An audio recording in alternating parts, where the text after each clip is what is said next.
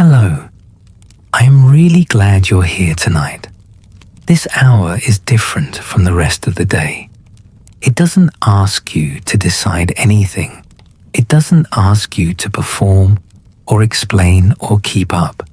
It simply invites you to lie still and let your thoughts drift somewhere ancient, somewhere that existed long before the world you know was ever imagined, somewhere extraordinary.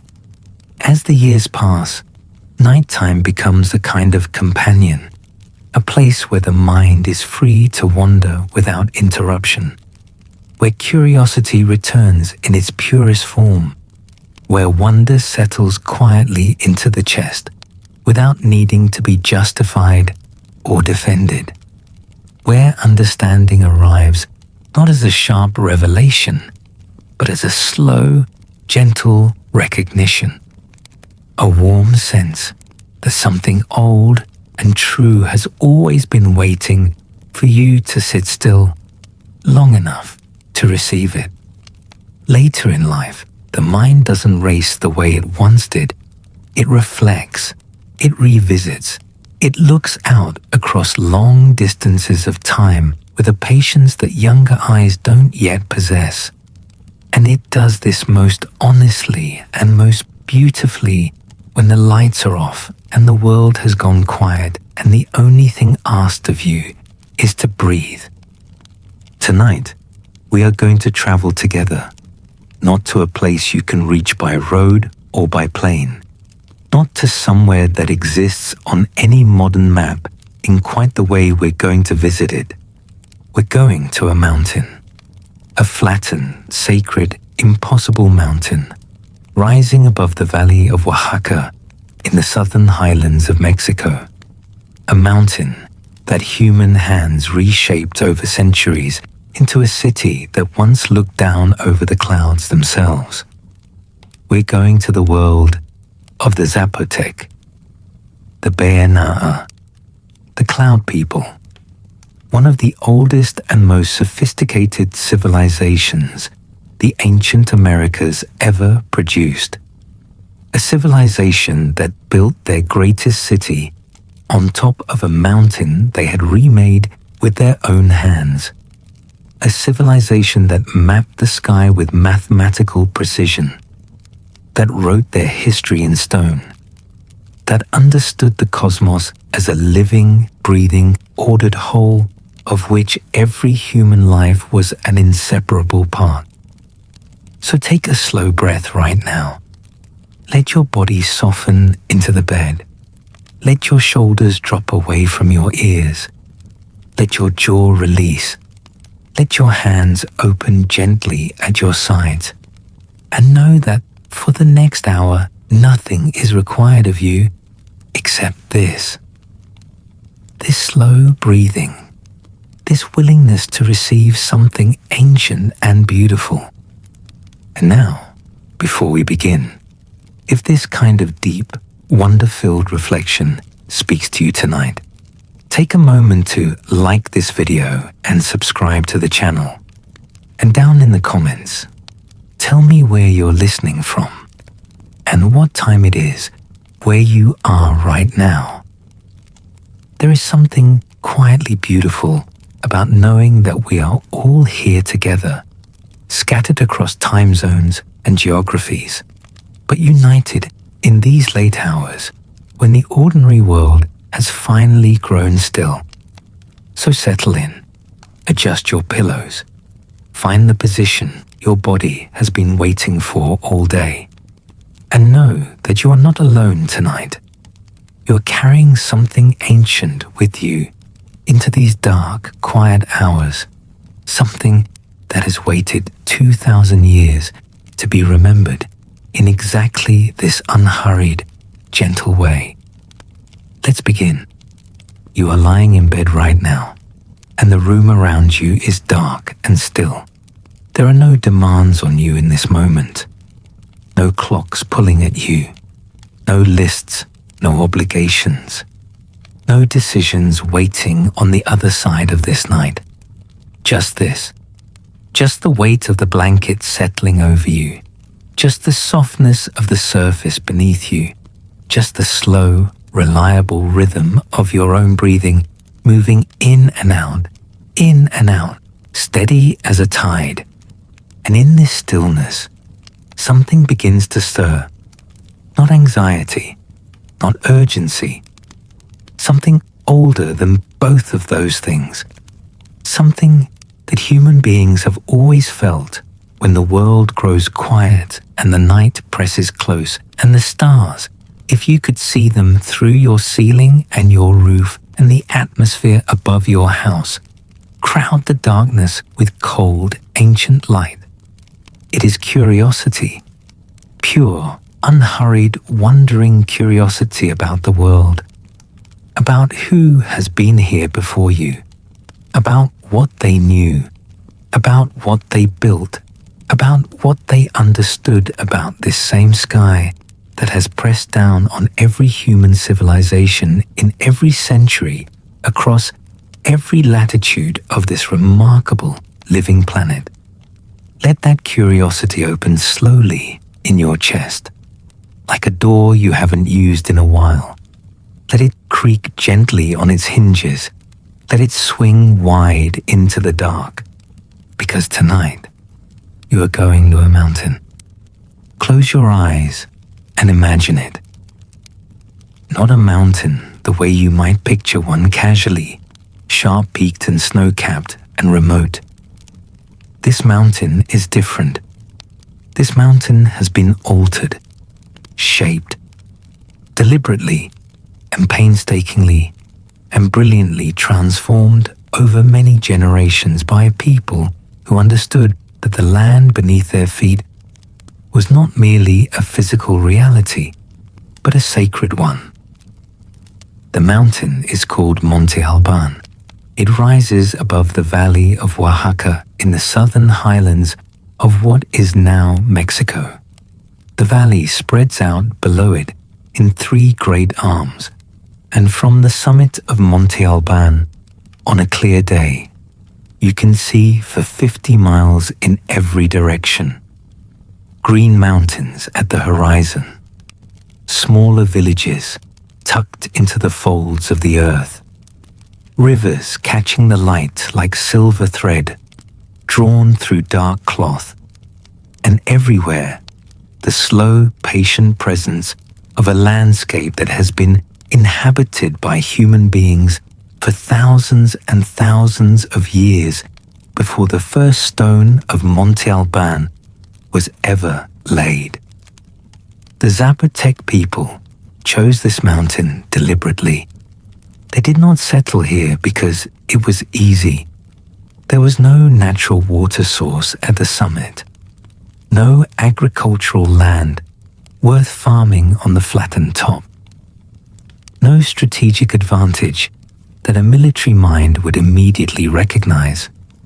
They chose it because it was high, because it commanded the sky, because from its peak, a human being could stand and feel, with their whole body and their whole mind and their whole spirit, the relationship between the earth below and the heavens above.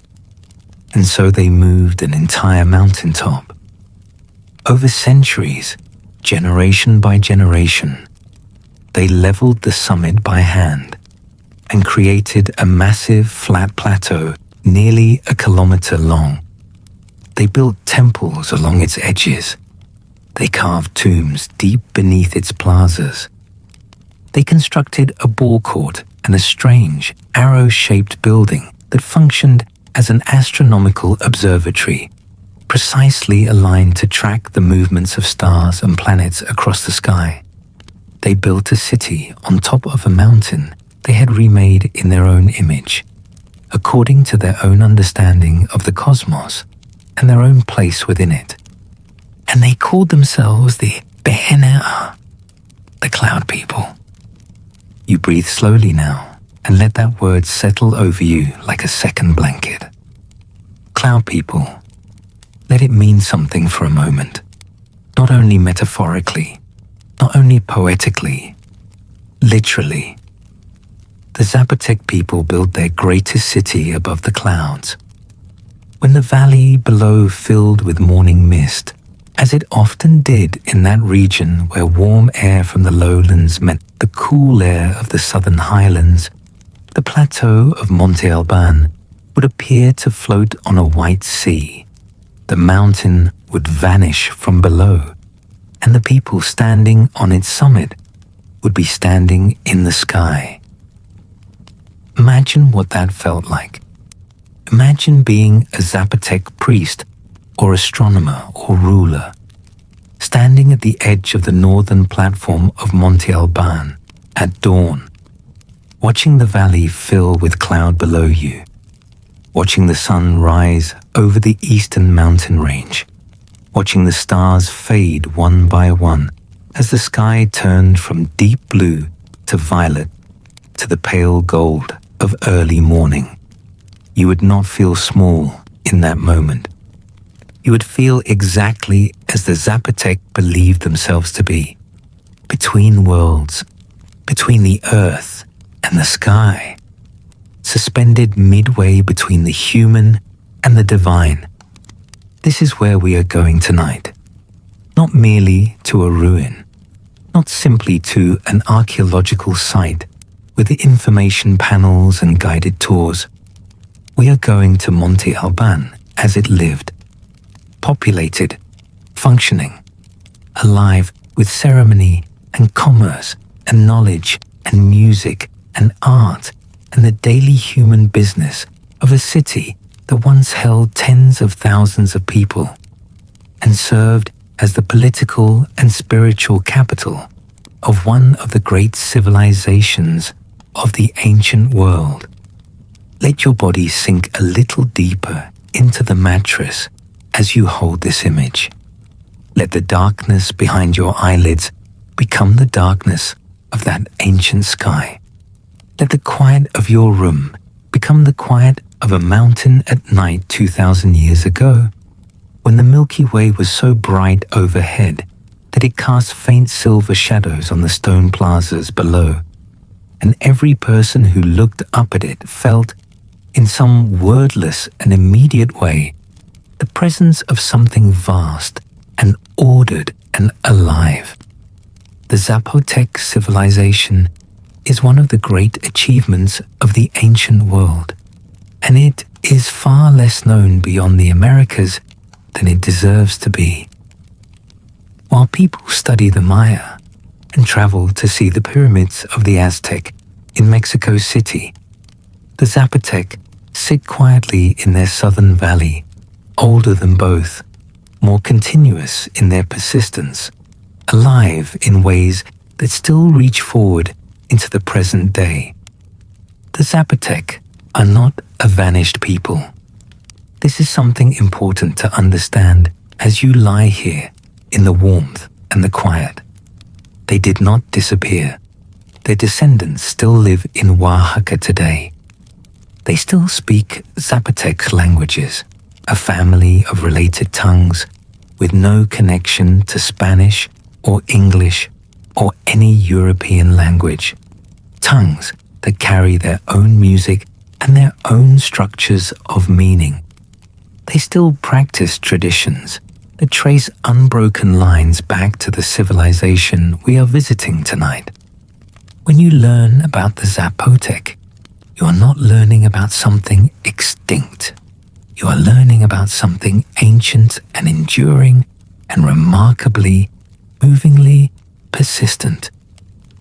Monte Alban was first settled around 500 BCE.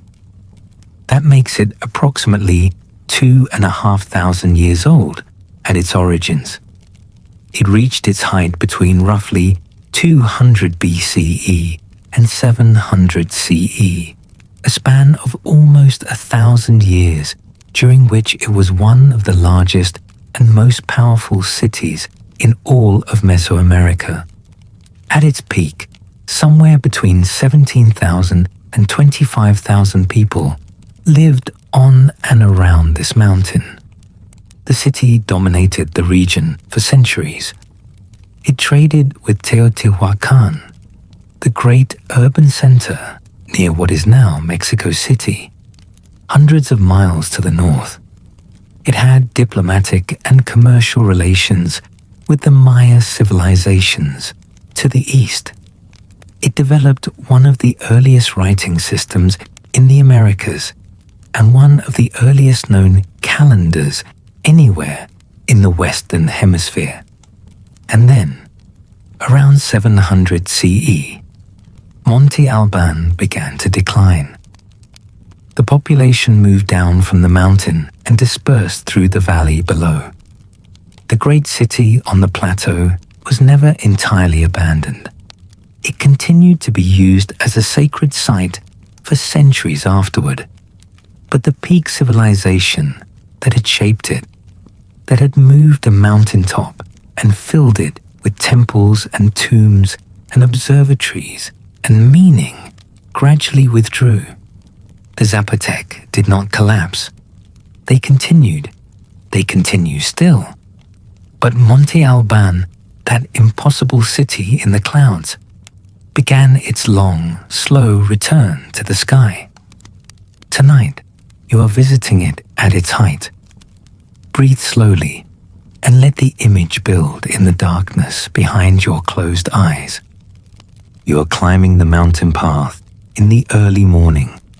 The path is steep and worn smooth by countless feet, and your sandaled feet find the carved stone steps with the ease of long familiarity. Around you, the dry scrub vegetation of the Oaxacan highlands catches the first pale light of dawn. Thorny acacia, dry grasses that seem to glow silver before the sun has properly risen. The occasional agave, its great spiked crown rising against the lightening sky, like something between a plant and a proclamation. Birds you have heard since childhood call from the brush on either side of the path. Small, quick birds, a large, dark one overhead. Above you, the temple platforms begin to appear. First as dark shapes against the brightening sky, then as solid stone walls, then as the full, commanding presence of the northern platform. The largest structure at Monte Alban, a great raised plaza with temples arranged along its sides like a conversation between human architecture and the four directions of the world. You reach the top of the path and step out onto the main plaza, and for a moment you simply stop. You stand and look. The plaza stretches before you. It is enormous, a flattened, leveled space that measures roughly 300 meters from north to south and 150 meters from east to west. Stone platforms and temple pyramids line its eastern and western edges. At the center of the plaza floor itself, smaller structures rise like punctuation in the middle of a long, wide sentence. At the northern and southern ends, the great pyramidal platforms anchor the whole composition like the first word and the last word of something that has been carefully said. But it is not the architecture that stops you first. It is the light. The morning light on Monte Alban is something particular and irreducible. It falls on the pale stone differently than it falls anywhere else you have ever been. It catches the limestone and holds it and turns it warm, almost golden, even early in the morning when the sun is still low over the eastern mountains. The shadows are long and geometrically precise. Every carved edge, every step terrace, every doorway and every temple wall casts a shadow that is exact and deliberate. The whole city looks, in this early light, like something designed to be seen from above, like an argument written in stone and addressed to the sky above it. You walk slowly across the plaza. your feet on stone that thousands of feet before yours have crossed. The stone is worn smooth in certain places, polished by use, by the passage of ceremony, by the daily movement of people who lived here and worked here and worshipped here for 1,000 years. The Zapotec at Monte Alban were not a simple people.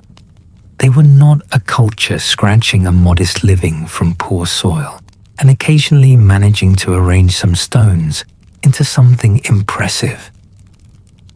They were a complex, layered, intellectually ambitious civilization. They had priests and rulers and astronomers and architects. They had merchants who traveled great distances and craftspeople whose work in jade and obsidian and painted ceramic reached a standard of beauty that moves us still. They had farmers who understood the land and the rains and the growing seasons with the kind of deep, accumulated knowledge that comes only from generations of careful attention. They had servants and soldiers and healers and midwives. They had children who played in the plazas and elders who sat in doorways and watched the world. They built in stone using no metal tools and no wheeled vehicles. Every block quarried and moved and lifted and fitted into place was achieved through human labor alone. The engineering of Monte Alban's great platforms, which are massive beyond easy description. The northern platform alone stretches 300 meters in length and rises 15 meters above the plaza level, represents an accumulation of organized human effort so extraordinary that it still provokes genuine astonishment in anyone who stands before it and allows themselves to actually feel it rather than simply process it as a fact. Millions of person-hours of work, organized and directed by a civilization that understood precisely what it was building and why it was worth building. What they were building was a model of the universe. Let that settle for a moment in the quiet warmth of your room. A model of the universe. The Zapotec did not think of Monte Alban merely as a city or a religious center or a place of government, though it was all of those things simultaneously. They understood it as a representation of cosmic order. The arrangement of the structures on the plateau corresponded to their understanding of the directions of the world, to the movements of the celestial bodies they had spent generations observing, to the layers of the cosmos that their spiritual understanding described. The mountain itself was the center of the world, the axis around which everything else organized itself. And by building their city on top of it, the Zapotec were making a statement in the most durable medium available to them. They were saying, in stone that would outlast them by millennia, that the order of the sky was reflected in the order of human life, that the movements of the sun and Venus and the Pleiades were not separate from the movements of priests and merchants and rulers, that everything was connected, that the cosmos was one continuous, ordered, intelligible whole, and that human beings, by understanding it, by reading its patterns and honoring its rhythms, could participate in it consciously, rather than simply be swept along by it unknowingly. You find a place to sit near the edge of the plaza and let your eyes move east toward the great ball court. The ball court at Monte Alban is eye-shaped, sunken into the earth, its sloping stone walls rising on either side of the long playing field below. You know this space. You have watched the game played here on the great feast days when people came from the surrounding valley and the mountain was full of sound and movement and color. The Mesoamerican ball game is ancient beyond Monte Alban, far older than this city. The earliest ball courts in Mesoamerica have been dated to approximately 1400 BCE, which means the game was already 1,000 years old when Monte Alban was first being settled. The Zapotec inherited it, adapted it, made it their own expression of something universal. The game is played with a solid rubber ball. The players use their hips and their forearms and their knees, but never their hands, propelling the heavy ball back and forth across the court with controlled, athletic, precise movements that take years to learn and a lifetime to perfect. Watching it is like watching something between sport and prayer, which is, in the Zapotec understanding, exactly what it is. The ball court is not merely a playing field. Nothing at Monte Alban is merely anything.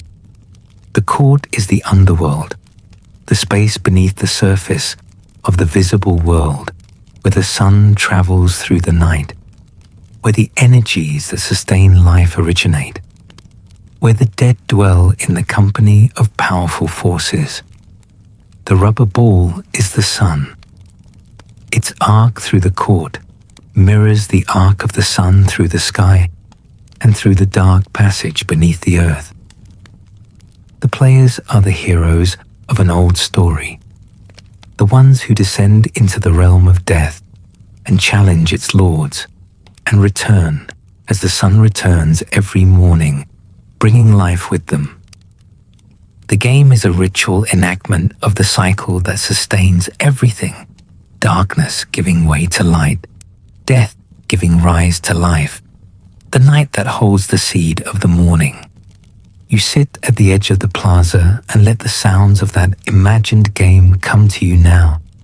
The impact of the heavy rubber ball against the sloping stone wall, the controlled, purposeful movement of the players below, the murmur of the crowd at the top of the walls, and underneath all of it, the strange, reverberant quality of enclosed stone spaces that seems designed to carry sound rather than absorb it, so that every cry, every impact, every sudden silence is held and returned to the ears of every person present. The architecture of meaning, that is what Monte Alban is. Every surface angled to do something specific, every stone chosen with intention. Nothing arbitrary, nothing wasted, nothing that does not carry more than one kind of significance simultaneously. Your breathing has slowed now. You can feel it without trying to control it. The slow, even rhythm of a body beginning to release the day. The quiet of your room is deepening. The world outside is far away. Let that rhythm continue and deepen. You don't need to hold yourself alert to remain present here. You can drift a little and still be on the mountain. The Zapotec built for eternity. They will wait for you. Let your attention move now to the western edge of the main plaza, where a building sits that archaeologists have catalogued as Building L. In its walls, set into the stone facing of the structure at intervals that feel deliberate and rhythmic, are carved stone slabs depicting human figures in strange, contorted positions. The Spanish explorers who encountered them centuries after the civilization's peak called them los danzantes, the dancers, because the figures appear to be moving. Their limbs are bent at angles that suggest motion. Their mouths are open. Their eyes are closed. But these are not dancers. You understand this, standing before them now in the Zapotec morning. You understand it the way a person who lives inside this meaning system understands it, from the inside, not as an outside observer constructing interpretations, but as someone for whom the meaning is woven into the world like the warp and weft of cloth.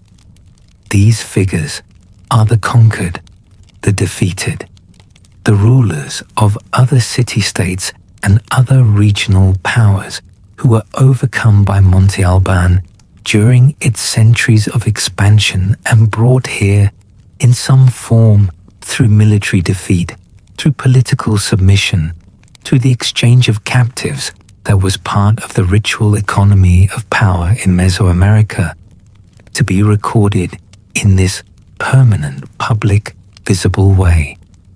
Their positions, which look like dance to eyes that don't know them, are the positions of sacrifice, of captivity, of the particular relaxation that belongs only to the dead. Their names, recorded in glyphs carved beside each figure, are the names of real human beings who once ruled real places and whose fates became part of the permanent monument of Monte Alban's dominion. But they are also more than the record of individual defeats. They are a cosmological statement. They are evidence of Monte Alban's place at the organizing center of the regional world.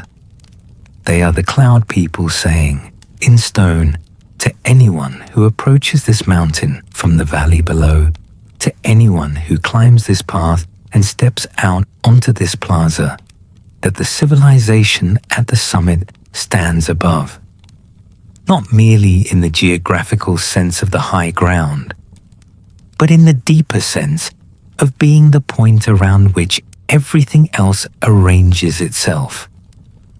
You look at their carved faces for a long moment, the stone faces of people who lived and ruled and were defeated 2,500 years ago, and whose faces are still here, still holding the morning light, still watching the sky. And something quiet and large moves through you.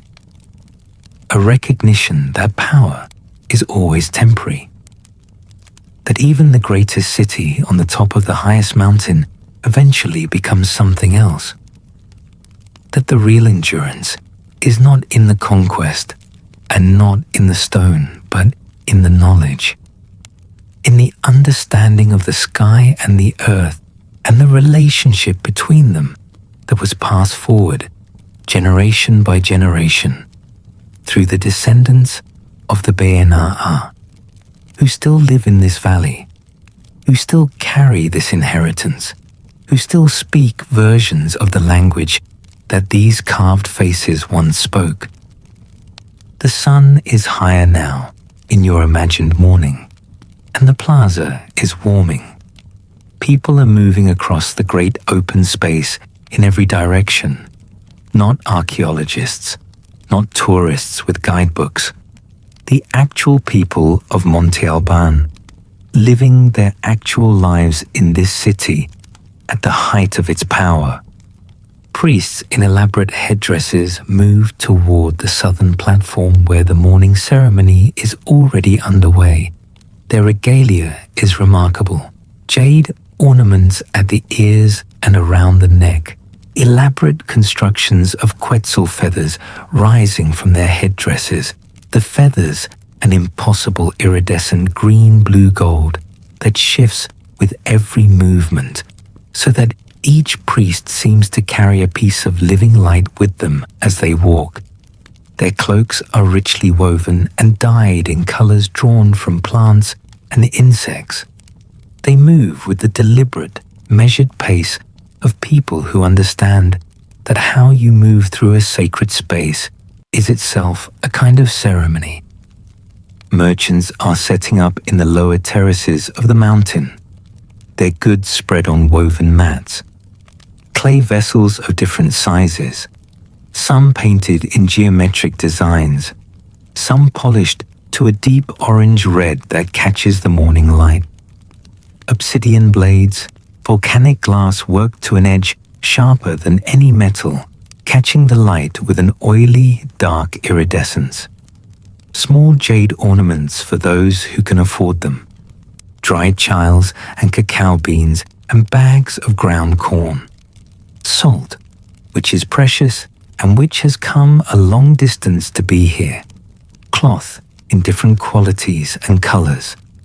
The market is loud, with the particular sound of commerce conducted in the Zapotec tongue, a language whose tones shift the meaning of each word, so that the same syllable spoken with a falling inflection means something entirely different from the same syllable spoken with a rising one.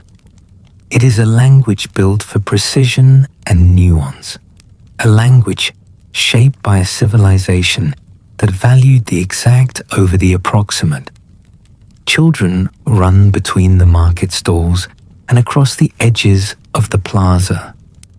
A small dog follows one group of children with the hopeful, undignified optimism that dogs in every civilization and every century bring to the vicinity of food. Women move through the morning with the particular ease of people who have known this mountain all their lives, carrying water in clay vessels, carrying bundles of cloth, carrying infants tied to their backs with woven cloth, so that their hands are free for work. Their huipiles, the woven tunics that are still worn by Zapotec women in Oaxaca today, are brightly colored and geometrically patterned. They wear their history on their bodies. The patterns are not decorative in any simple sense. They carry clan and family information. They communicate something to anyone who knows how to read them. This is a city, a real, complex, layered, noisy, beautiful, smelly, alive city, with its hierarchies and its neighborhoods and its gossip and its ambitions and its daily commerce and its sacred places that give the whole thing its meaning. 20,000 human beings making their lives on top of a mountain they have shaped with their own hands into the image of the cosmos. Let your breathing slow a little more now. Let the sounds of that city grow softer, like music heard from a distance, like the wind moving through the dry grasses on the slope below the plaza. Let the image remain, but let it soften at the edges. Let yourself be both there and here simultaneously, in the Zapotec morning and in your own quiet room, in both places at once, held between them the way the cloud people were held between the earth and the sky. The Zapotec calendar is one of the great intellectual achievements of the ancient world, and it is worth visiting in this gentle, unhurried hour, because it reveals something profound about how the Be'ina'a understood time itself, not as a neutral container in which events happen, but as a living reality with its own character, its own qualities, its own textures and dangers and gifts. The Zapotec used two interlocking calendars simultaneously. The first was the solar calendar, a year of 365 days divided into 18 months of 20 days each, with a remaining period of 5 unnamed, spiritually precarious days at the end of each year, when the normal order was suspended and the world existed in a kind of sacred vulnerability. This calendar governed the agricultural cycle. It tracked the rains and organized the planting and harvesting of corn. And corn, in the Zapotec world, and across Mesoamerica generally was not merely a crop in the way we might think of corn today, a commodity, a food source among many others. Corn was sacred. In Mesoamerican cosmology, human beings were made from corn. The substance of the human body and the substance of the grain were the same substance, differently formed. To grow corn was to participate in the act of creation. To eat corn was to be reminded of what you were made of. The second calendar was the ritual calendar, a cycle of 260 days. This shorter calendar was used for divination, for understanding the qualities of individual days, for determining the character of children born on particular days, for scheduling ceremonies, for deciding when it was auspicious to begin a journey or negotiate a contract or name a newborn or go to war. The ritual specialist who carried knowledge of this calendar was one of the most important figures in Zapotec society. Not a ruler exactly, but a reader of the time. A person who understood the texture of each day and could counsel others on how to move through it wisely. The two calendars interlocked in a great cycle of 52 solar years, after which every possible combination of days in both systems returned to its starting point and the cycle began again. The end of a 52-year cycle was one of the most significant moments in the entire Mesoamerican world. It was a moment of genuine cosmic uncertainty, a threshold, a hinge in time. Would the gods renew their agreement to sustain the world through another cycle? The ceremonies at this turning point were vast and serious. New fires were kindled on mountaintops and carried down to every hearth in the valley below. Old fires were extinguished. The world was given ritually the chance to end. And then, when the new fire caught and held, the world continued. Life continued. The corn would grow again. The sun would rise again. The rain would come again. The agreement between the human world and the divine world was renewed for another 52 years. The Zapotec were tracking all of this from their mountain, recording it in glyphs carved into stone, refining their observations across generations, building, in the process, one of the earliest writing systems in the Americas, and a system of glyphs that recorded names and dates and historical events and the genealogies of rulers going back through the deep centuries. It's a system through which the past was preserved and the future could be planned, and the present could be understood as part of a pattern larger than any single human life. They were writing on stone at a time when most of the world was still preserving memory through spoken language alone. They understood the power of inscription. They understood that what is carved into stone can outlast the civilization that carved it. They understood that they were not just communicating with each other across the space of their own city and their own era. They were communicating with the future, leaving their story in a form durable enough to cross 2,000 years.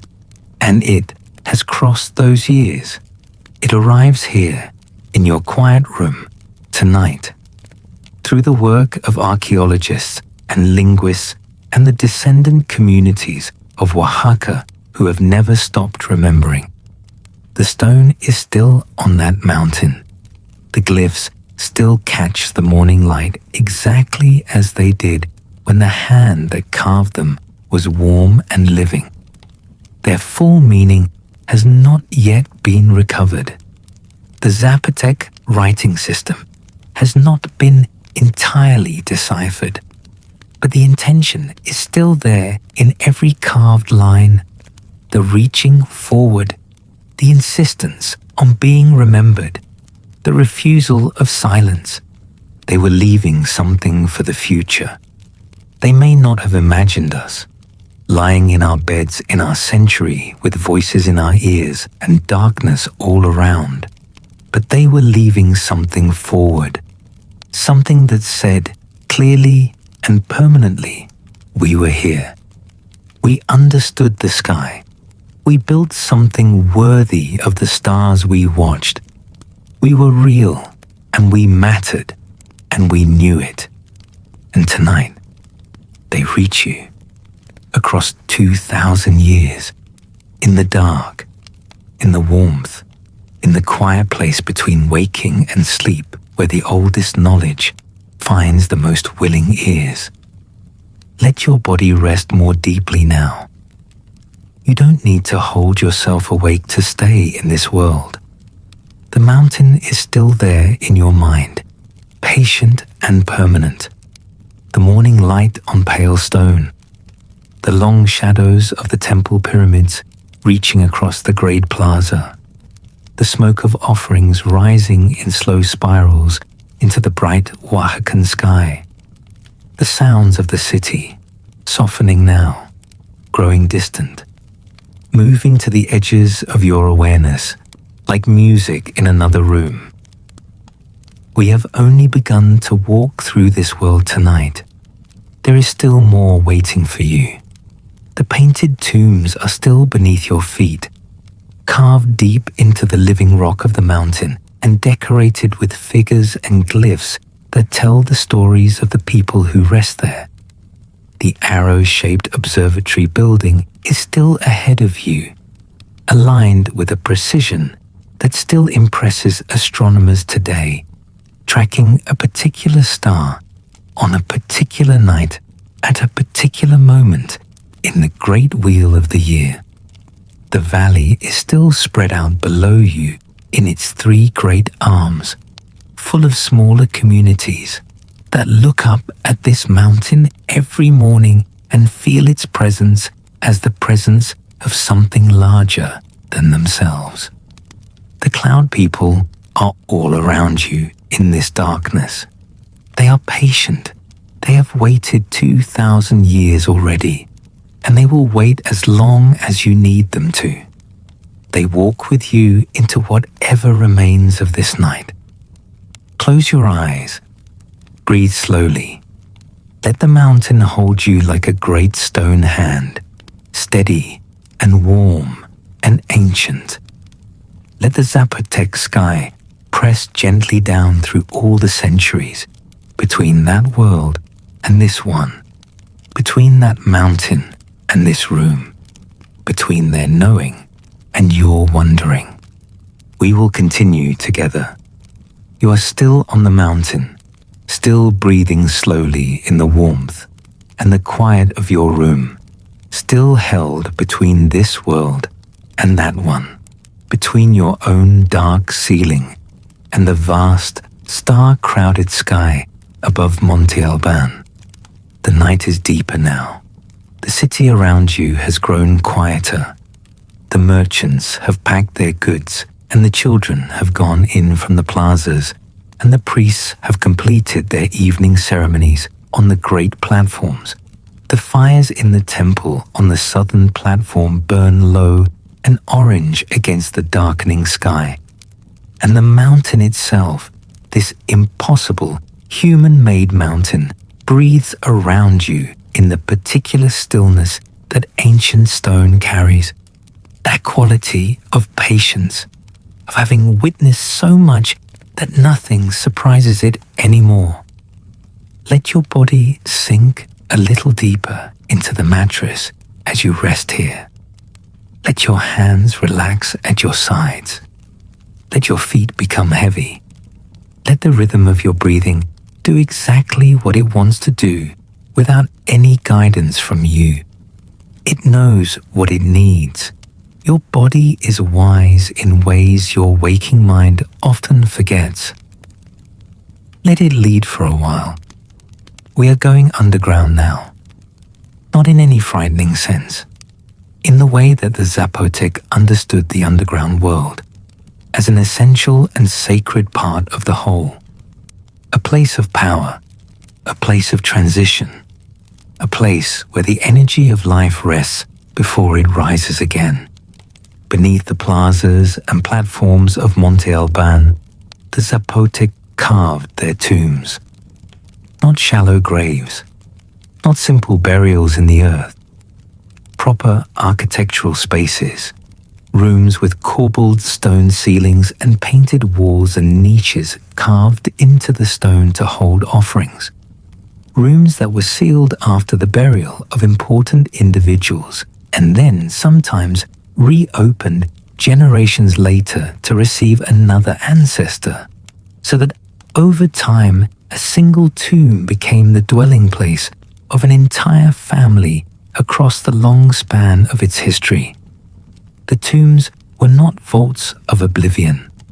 They were apartments in the underworld, homes for the dead who remained, in the Zapotec understanding, part of the community they had left. Ancestors who could be consulted, who could intervene, who continued to exist in a different layer of the same cosmos that the living inhabited. You descend now into one of these tombs. The entrance is low, and you bend your body to pass through it, and then the space opens around you into a room perhaps 3 meters long and 2 meters wide, with a ceiling that arches above your head in the ancient corbelled manner.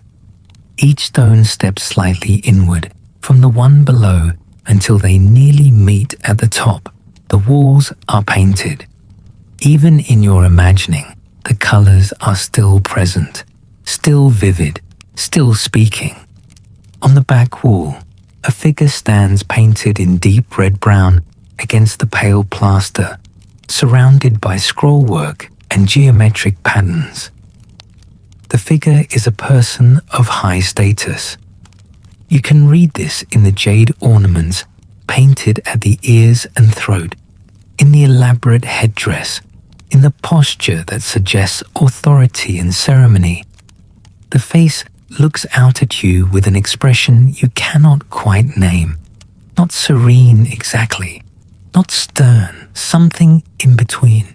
The expression of someone who has seen both worlds and is at peace with what they found in each. The glyphs painted beside this figure tell their name and their titles and their relationship to the family, buried here across the generations. You cannot read them the way you read writing in your own language, but you can feel that they are precise, that they say something specific and important, that someone cared deeply 2,000 years ago about getting these words exactly right, that someone stood in this small underground room with a brush made from plant fibers and paint made from minerals ground into pigment and applied these marks with great care. Someone wanted this person remembered correctly, wanted the name preserved. The tomb is cool down here beneath the mountain. The stone holds the temperature steady regardless of what the air above is doing. It exists in its own climate, its own time. You sit quietly in this painted room for a moment, surrounded by the careful work of people who loved someone enough to build them a stone home in the earth, who painted their walls with color that would outlast everything, who placed beside them the things they would need. Ceramic vessels filled with food, jade ornaments that carried spiritual protection, a small dog figurine, because the dog in Mesoamerican belief guided the soul through the underworld, and no one should make that journey alone. You think about what it means to to honor the dead this carefully, to understand that a person who has died has not simply ceased to exist, but has moved into a different relationship with the world. The Zapotec did not grieve their dead by turning away from them. They grieved by drawing closer, by making spaces for them, by keeping the conversation going across the boundary that separates the living from those who have gone ahead. And in doing so, they made death less final, less severing. They made death a transition, a change in address, a movement from one room of the cosmos to another, with the door between them left slightly open so that love and memory and the occasional request for guidance could pass through in both directions. You breathe slowly in the cool air of this imagined tomb. You breathe the breath of 2,000 years of accumulated human love and loss and the very human insistence on continuing to matter after the body is gone.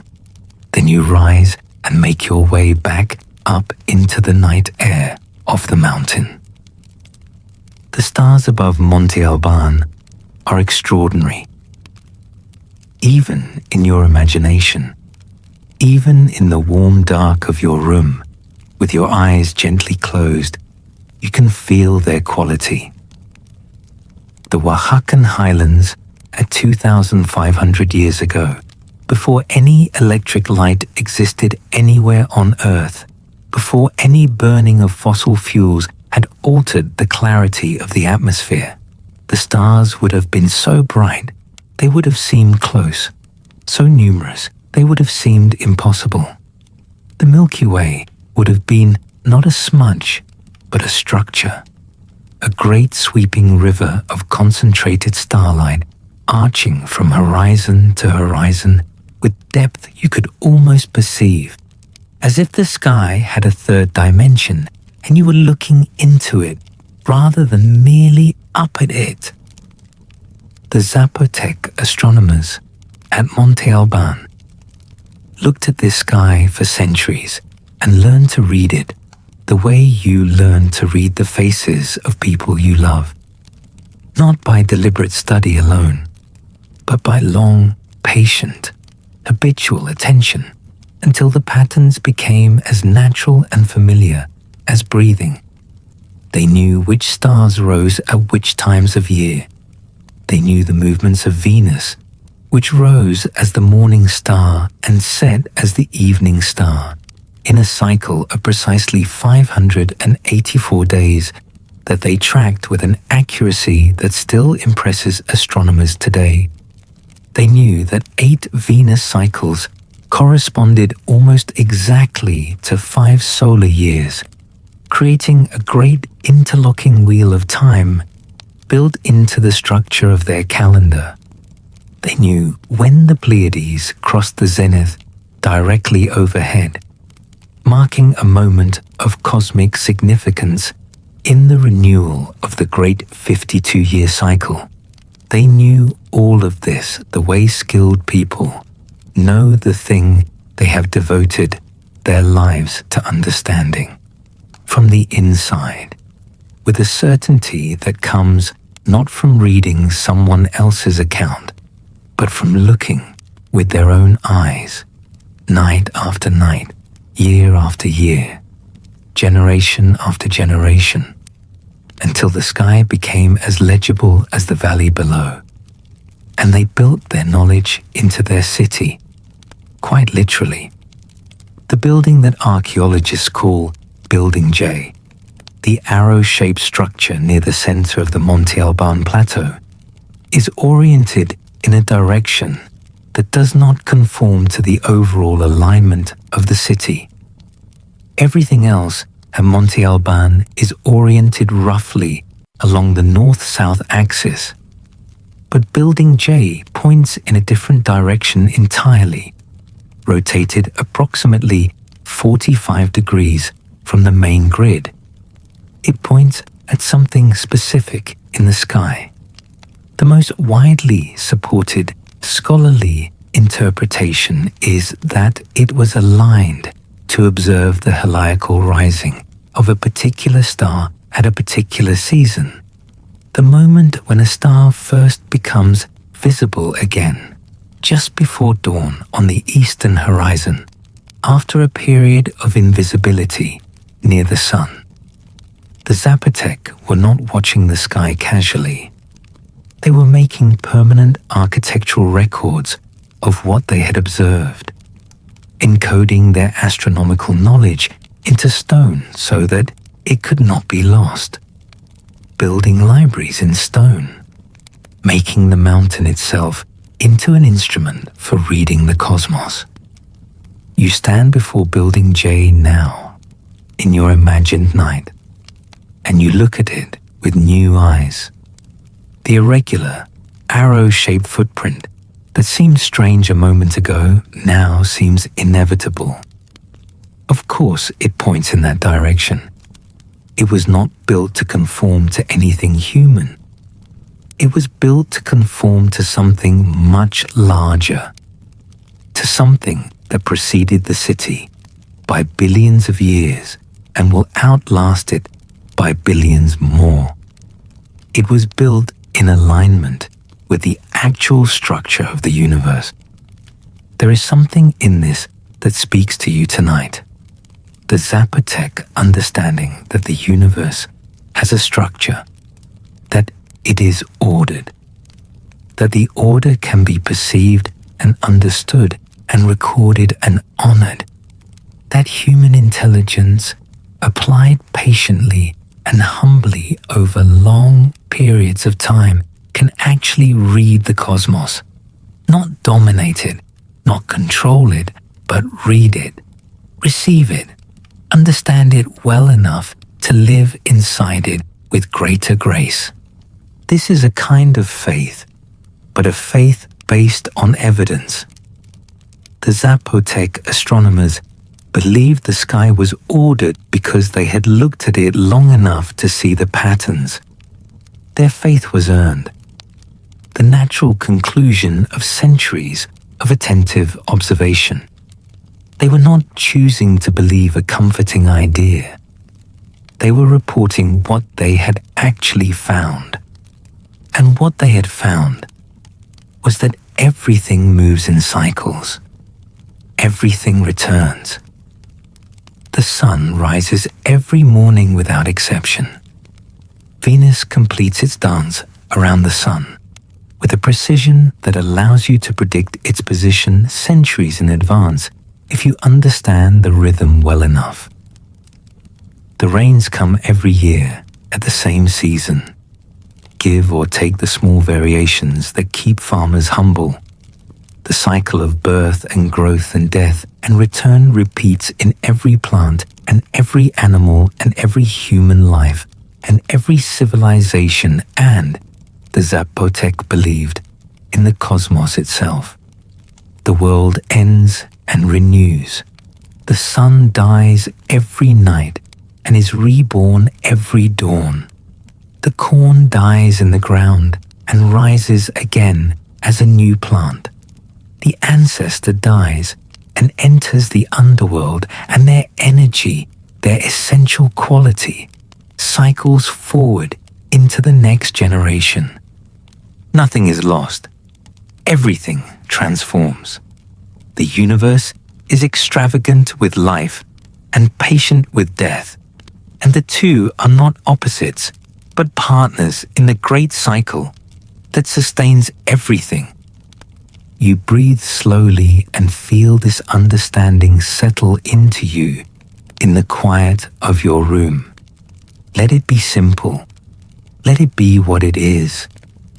A very old people looking at a very old sky, arriving at a very wise understanding that nothing ends absolutely, that the patterns persist, that the intelligence woven into the structure of the cosmos is something a sufficiently patient and humble observer can perceive and be comforted by. The night is deepening now. You can feel it. Not the imagined Oaxacan night alone, but your own night, your room, the specific quality of the darkness around your bed at this particular hour when the world outside has grown truly still. That crossover point in the night when it stops being late and starts being early. When the boundary between waking and sleeping becomes thin and permeable, and the mind begins to move in that slower, deeper, more associative way that belongs to the territory just before dreaming. Let yourself rest here for a moment, on the mountain and in your room simultaneously, under the Zapotec sky and under your own ceiling simultaneously. Your breathing is slower now than it was at the beginning of this hour. Your body is heavier. The day is very far away. The Zapotec word for corn is the same root as their word for the human body, not metaphorically, linguistically.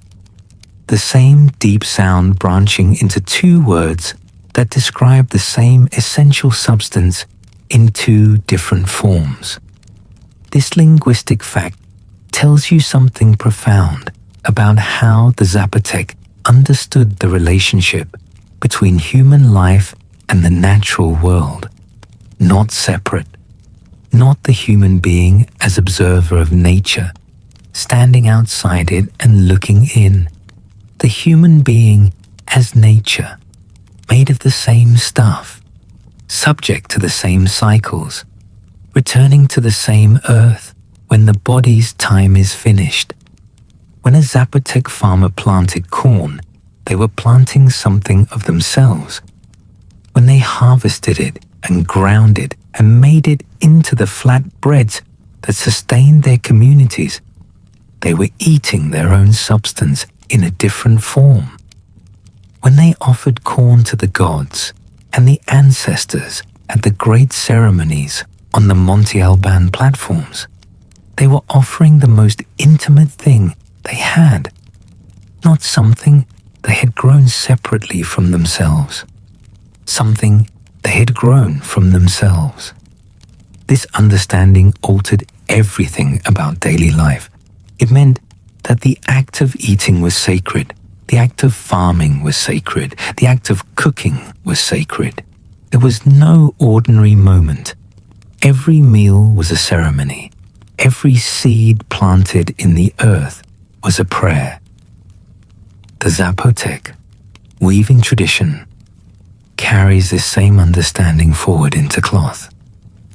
A Zapotec weaver at a backstrap loom, attached at one end to a tree or post, and at the other end to the weaver's own body, so that the tension comes from the movement of the weaver's spine, is doing something that looks from the outside like craft production.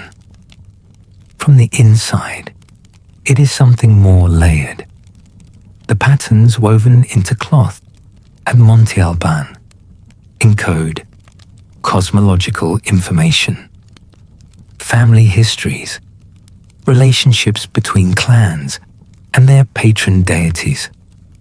The cloth is a text, the patterns are a language, and the weaver creating them is not decorating fabric, but inscribing meaning onto the material world. Imagine the woman weaving near the base of the northern platform. It is mid-morning. Her fingers move with the automatic confidence of decades of practice. She is thinking about the pattern she is creating, and also about the feast day next week and her youngest daughter who has not been well and the price of salt in the market this morning. She is entirely ordinary in this moment, and she is also simultaneously doing something that will outlast her by centuries, encoding in thread the cosmological understanding of her civilization, participating in a tradition of meaning-making that stretches back far before her birth and will continue far after her death. You recognize something in this, the way ordinary life and extraordinary meaning coexist in the same moment. You have been this too, cooking a recipe that came from your grandmother's hands, singing a song to a child at bedtime whose melody reached you from further back than you can trace.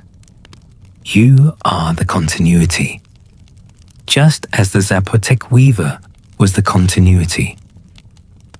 Nothing is lost. It transforms. It moves forward through the people who carry it. The city of Monte Alban began to change around 500 CE. The population of the mountain plateau declined. The great public building projects slowed and stopped. The political power that Monte Alban had exercised over the valley of Oaxaca began to redistribute itself. The singular dominance of the mountain city gave way to something more dispersed, more balanced across the landscape. By around 700 CE, Monte Alban was no longer the thriving city it had been. The mountain was never entirely abandoned. It continued to be used as a sacred site for centuries afterward. But the great city was over. The cloud city had returned to the sky. No one knows precisely why. Drought, political fragmentation, overextension, the gradual exhaustion that can come to any complex system operating at high intensity for a very long time. The truth is probably all of these things together. History rarely has single causes. What matters, resting here in your quiet room, is not the explanation for the ending. What matters is what continued. The Zapotec people continued. They dispersed through the valley and carried their knowledge with them, their calendar traditions, their weaving patterns, their understanding of the sky and the earth and the relationship between the living and the dead, their languages, their stories. When the Spanish arrived in the valley of Oaxaca in the 16th century, they found a Zapotec civilization still alive and deeply rooted in its landscape. Monte Alban had been quiet for 800 years by then, but the people who had built it were still there, still farming the valley floor, still weaving the patterns that encoded their cosmological understanding, still speaking languages that were the living descendants of the tongue, carved into the stone slabs on the mountain above them. The Spanish colonial period brought enormous violence and disruption. Disease, forced labor, forced conversion, the systematic suppression of indigenous religions. The open practice of the old ceremonies was forbidden. The old writing system fell out of use. But the Zapotecs survived. They always have. They survive today in Oaxaca, speaking the old languages, practicing traditional crafts, maintaining relationships with their landscape that carry the deep memory of what was built and known on that mountain 2,000 years ago. The cloud city is quiet, but the cloud people are still here. You breathe slowly now and feel the great span of that continuity.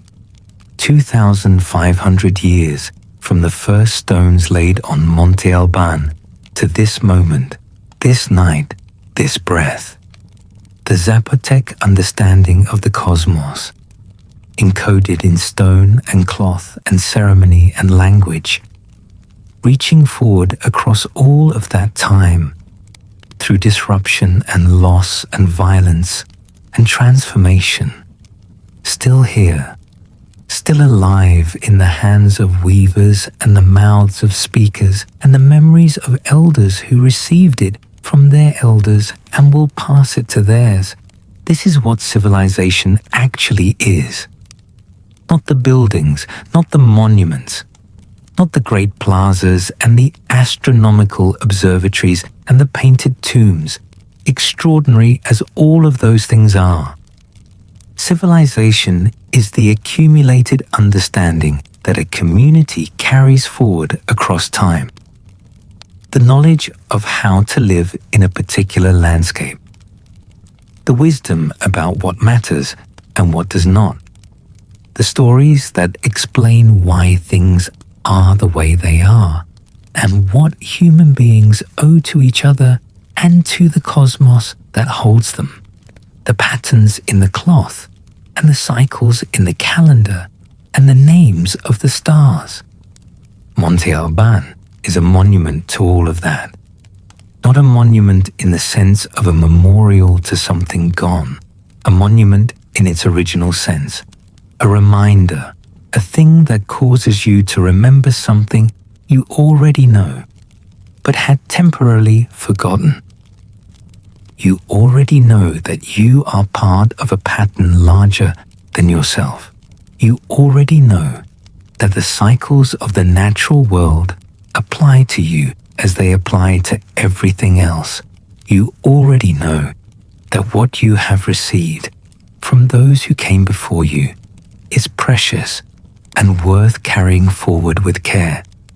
You already know that the sky is vast and ordered, and that there is something deeply comforting about the fact that the stars which were here 2,000 years ago, for the Zapotec astronomers on their mountain, are the same stars above your roof tonight.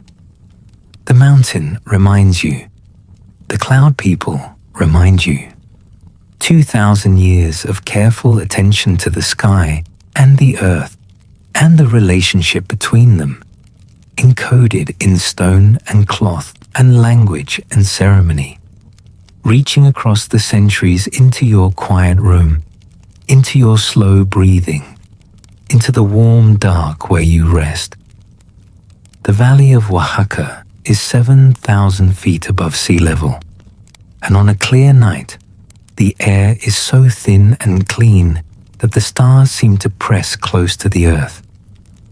In the morning, the clouds build in the warm air rising from the lowlands, and by afternoon, the sky is dramatic with towering cumulus and occasional storms that leave the air smelling of rain. And then the clouds clear, and the evening sky turns colors that painters have struggled with for centuries. Orange and pink and a deep violet, moving toward indigo and then into the pure dark blue of a high-altitude night. Monte Alban sits above all of this. Patient, permanent, still exactly where the Zapotec placed it 2,500 years ago. Still oriented the same way, the north-south axis of the Great Plaza still aligned to the cardinal directions, Building J still pointing toward that star on that horizon. The stones are still there, some fallen, some excavated and partially restored by archaeologists, working carefully over the decades, but still there, still holding the light in the morning the way they always have, still casting their long geometric shadows across the plaza as they did when the first priest ever walked this ground. You can go there. In your waking life, Monte Alban is accessible. It sits just 8 kilometers from the city of Oaxaca, on a road that winds up through the dry scrub of the hillside to the plateau above. People visit it every day. They walk the plaza and climb the temple steps and stand at the edge of the northern platform and look out over the valley and feel, most of them, something they did not expect to feel. Something larger than the experience of visiting an archaeological site. They feel the weight of time, the reality of the people who are here, the achievement of what was built. And underneath all of that, in the quiet place that beautiful and ancient things sometimes open in the center of the chest, something that feels like recognition, like the cosmos saying hello to itself through your particular eyes on this particular mountain. That is what Monte Alban offers. Not information primarily, though the information is remarkable. Not spectacle, though the spectacle is real. It offers recognition. It holds up a mirror made of stone and time and shows you something true about what human beings are capable of when they pay close enough attention to the world around them for long enough to understand how it actually works. The cloud people were paying attention. For 1,000 years, they paid careful, reverent attention. And what they found in that long, patient, multi-generational act of attention was a cosmos that was ordered and cyclical and alive and fundamentally trustworthy. The sun would rise, the rains would come, the corn would grow, the dead would rest in their painted rooms and continue to be part of the community they had left. And the stars would trace their ancient paths across the sky, night after night, year after year, century after century, an inexhaustible source of orientation and comfort. You are still here, still breathing, still on the mountain and in your room. The darkness around you is complete and gentle. The city of Monte Alban is quieter now than you have heard it all night. The fires have burned very low on the temple platforms. The smoke is thin and pale against the star-crowded sky. The plaza is empty. The stones hold the warmth of the day just faintly, and the night air is cool, and the stars are so bright and so many that the sky seems not black, but a deep saturated blue, illuminated from within by the sheer concentration of ancient light. You stand at the edge of the northern platform one last time and look out over the valley. The valley is dark below you. No electric lights, no roads lit by moving vehicles, no orange glow of cities reaching up into the atmosphere. Just the darkness of the earth and the light of the sky. Enormous and old and incomprehensibly beautiful and absolutely real. And you are in it. You are part of it. You are made of the same materials as the stars above you, and the mountain beneath your feet, and the corn growing in the valley below. You are the cosmos experiencing itself through a pair of eyes and a beating heart, and a mind capable of wonder. The cloud people knew this. They built a city on a mountain to be closer to the sky because they understood that the sky was not separate from them. They were already of the sky. The mountain was simply a way of remembering that, a way of standing in the right relationship with what they knew. And tonight, in your bed, in your room, in the warmth and the quiet of this particular night, you have stood there with them. You have looked out from their mountain over their valley, under their stars, and felt, for a moment, what they felt.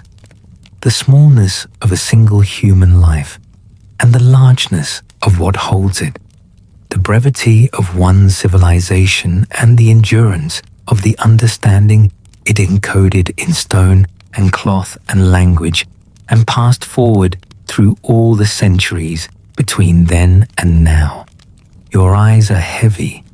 Your body is warm. The great plateau of Monte Alban is receding now, softly, like a tide going out. The sounds of the ancient city are very far away. The morning light that was just beginning to touch the pale stone of the temple pyramids is fading back into darkness. And that darkness is your darkness, the kind darkness of your own room at this late and gentle hour. Zapotec astronomers have put down their instruments. The priests have completed their ceremonies. The merchants have gone home. The weaver has set aside her loom. The children have long since been carried sleeping to their mats. The ancestors in their painted tombs rest with their jade and their ceramic vessels and their small clay dogs waiting to guide them through whatever comes next. And you rest too. Here, now, in this life, in this body, under these blankets, in this one night among all the nights you have been given. The mountain is still there. It will be there tomorrow and the century after tomorrow and long after everything we know has become archaeology for civilizations we cannot yet imagine. The stones are patient. The sky is patient. Venus rises as the morning star and arcs through its ancient dance and returns to where it began. The corn grows and is harvested and is planted again. The clouds fill the valley in the morning, faithful as breath, faithful as the heartbeat you can feel right now. If you place your hand on your chest and let yourself notice it, you are here. You have always been here, inside a cosmos that is ordered and cyclical and alive and fundamentally trustworthy, even on the nights when it is hardest to feel that truth, even on the nights when the darkness feels less like the companionable dark of this hour and more like something heavier. Even then, the stars are there above the clouds. The mountain is there above the valley. The cycle is turning. The morning is coming. The cloud people of Monte Alban knew this. They built it into the architecture of their city so that anyone standing on their mountain could feel it in their whole body, not just understand it as an idea, but feel it as a physical truth. The way you feel the weight of the blankets over you right now, the way you feel the solidity of the mattress beneath you, the way you feel your own breathing moving through your body in its slow, steady, trustworthy rhythm. You are held by the bed beneath you, by the room around you, by the night that holds the room, by the earth that holds the night, by the cosmos that holds the earth, by the same ordered, ancient, beautiful reality that the Zapotec astronomers were reading from their mountain 2,000 years ago when they looked up at the stars and felt, as you might feel right now, that the universe knew exactly what it was doing. Rest now. You have come a long way tonight. You have climbed a mountain made by human hands and looked out from its summit over a valley that has held civilization for 3,000 years. You have walked through painted tombs and across ancient plazas and stood before the carved faces of people recorded in stone 2.5 millennia ago. You have watched the stars through the eyes of people who gave their lives to understanding them.